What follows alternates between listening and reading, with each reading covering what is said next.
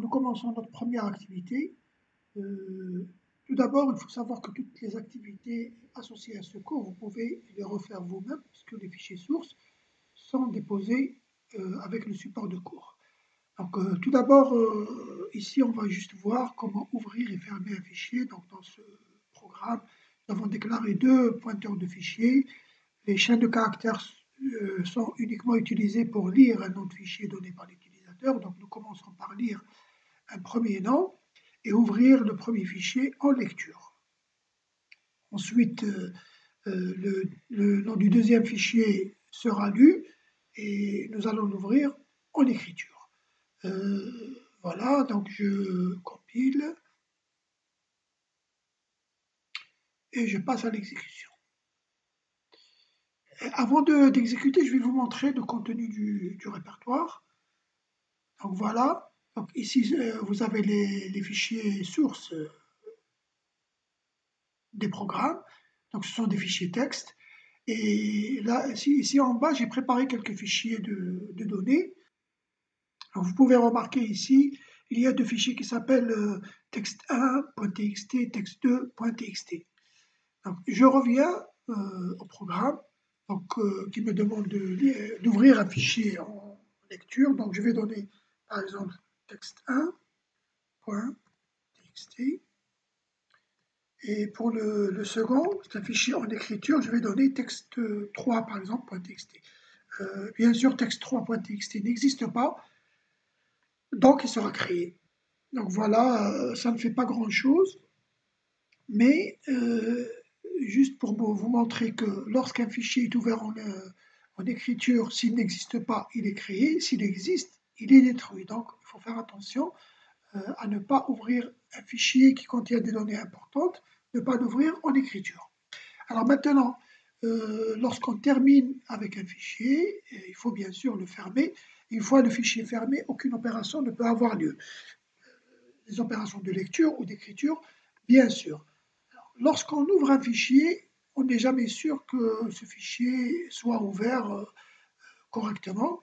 Pourquoi? Parce qu'il peut s'agir d'une erreur dans le nom de fichier, il peut aussi s'agir de fichiers inexistants ou bien de droits d'accès. Donc il convient de vérifier que le fichier a bien été ouvert. Donc une fois le fichier ouvert, il faut tester la valeur de la variable pointeur de fichier. Si le fichier n'a pas été ouvert, c'est-à-dire s'il y a eu échec d'ouverture, la fonction fopen va retourner la valeur nulle. Donc on peut tester cette valeur. Si elle est égale à nulle, ça veut dire que le fichier n'a pas été ouvert, donc ce n'est pas la peine d'aller essayer de faire des lectures ou bien des écritures. Ici, dans ce cas, c'est un fichier ouvert en lecture. Donc si fichier est égal à nul, eh bien, il faut afficher un message d'erreur et terminer l'exécution parce qu'on ne pourra pas faire de lecture. Euh, il faut d'abord régler le problème d'ouverture du fichier, ensuite revenir faire des traitements. Sinon, si le fichier est différent de nul, eh bien, ça veut dire que le fichier a été ouvert correctement et toutes les opérations peuvent avoir lieu. Autre chose, ici, vous pouvez afficher tout simplement un message du type, par exemple, impossible d'ouvrir le fichier. Ici, j'ai préféré utiliser la fonction strError. C'est une nouvelle fonction pour vous. Son prototype, il est dans string.h et cette fonction affiche un message d'erreur. Et le message d'erreur porte un numéro, le rno, qui est une macro définie dans le fichier rno.h, elle, elle retourne toujours le numéro de l'erreur qui vient de survenir.